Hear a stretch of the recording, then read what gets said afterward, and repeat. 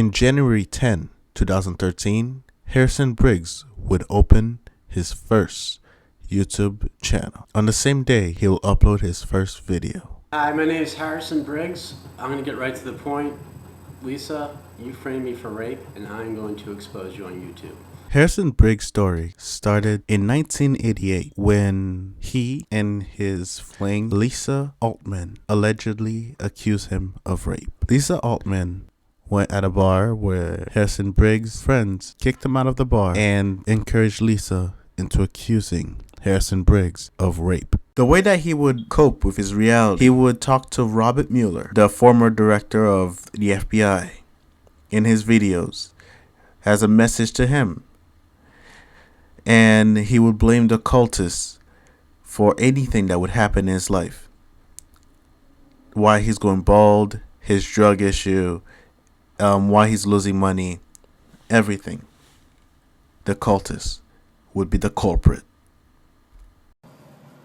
Good evening, Director Mueller. It's about 11:15 at night. Cultists won again. They always win, though, you know. It's just drug them and wear them down. They made me go to the casino, lose some money. I'm drugged out of my mind. I just drove there, drove back down the highway. They won. So there. I mean, do something. You have power. I don't. You have power. Do something. Lisa Altman may have been the reason why Harrison Briggs first opened a YouTube channel, uploaded that first video. But now his channel is a record of Harrison Briggs' deteriorating mind. I try to get the truth out. They do what they can to alter it.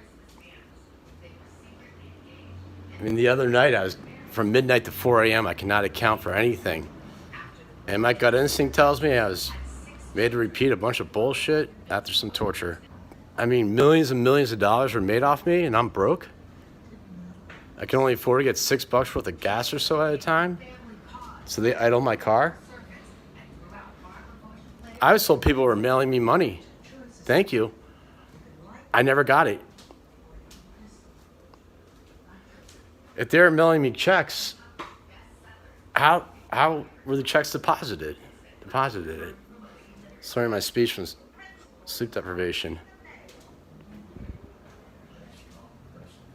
I mean, how much money was sent to me by Good Samaritans and just stolen, I assume, by people with a badge? You know, I'm in the cocoon. I get NBC and sometimes one other station. So, basically, I don't know anyone. The only person I hang out with, two people, mother and stepfather, and they're getting switched constantly, but I think I'm looking at my mother. I think I'm looking at my stepfather. You know, I can't stay in a motel this summer. My quote-unquote mother, the real one, would pay for it. Quote-unquote father, real father would pay for it. They're not going to. That's why I'm going to be living in a tent this summer, traveling around Florida.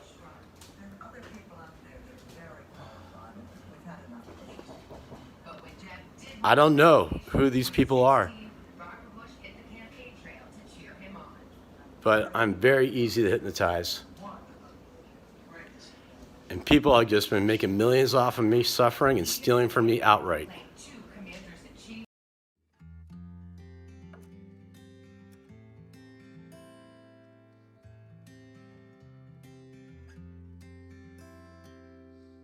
Harrison Briggs shows traits of paranoid personality disorder. The first trait that he shows is that it's either the cultist is out to harm him or the NSA is always spying. I noticed that they're pulling the hair out of the front of my hair now, out of the front, you know, and if I can get in there and just illustrate a little bit. And so this is a new area of attack for the cultists. It was back here. Of torture, sleep deprivation, druggings, abductions, you name it, they do it. So they viewed it as their one way of staying out of prison, keeping me brainwashed and in a weakened state of mind. By the way that I was tortured last night at the motel, it was the same way, it's the same, I guess, after effects brainwashing. That the same body snatcher, I believe, is doing that in the Portofino, and maybe, probably, when I lived in Miami too. People are following this know there's a difference between Miami and Miami Beach. I think so. So maybe that helps the good guys. The second trait he shows is doubting the trustworthiness of those close around him, his family, by thinking the cultists have swapped their bodies with I don't know bodyguards. anyone. The only person I hang out with, two people, mother and stepfather, and they're getting switched constantly. But I think I'm looking at my mother. I think I'm looking at my stepfather. You know, I can't stay in a motel this summer. My quote-unquote mother, the real one, would pay for it. Quote-unquote father, real father would pay for it. They're not going to. That's why I'm going to be living in a tent this summer, traveling around Florida. Is my mother dead or alive? Is there someone walking by me who knows the answer?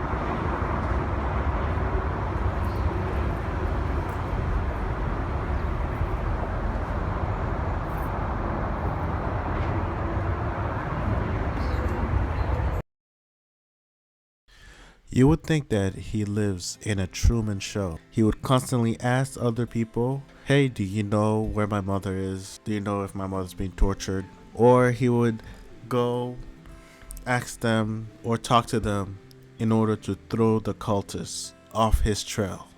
He's in the run from no one, allegedly, but himself. As time goes on, Harrison Briggs falls deeper and deeper into his own reality. To an extent, he kind of lives in the same universe as the Truman Show. Everybody else in the world know what's happening with his mother, whether that his mother is being tortured, or worse, whether she's alive. Harrison Briggs has lost contact with the real world.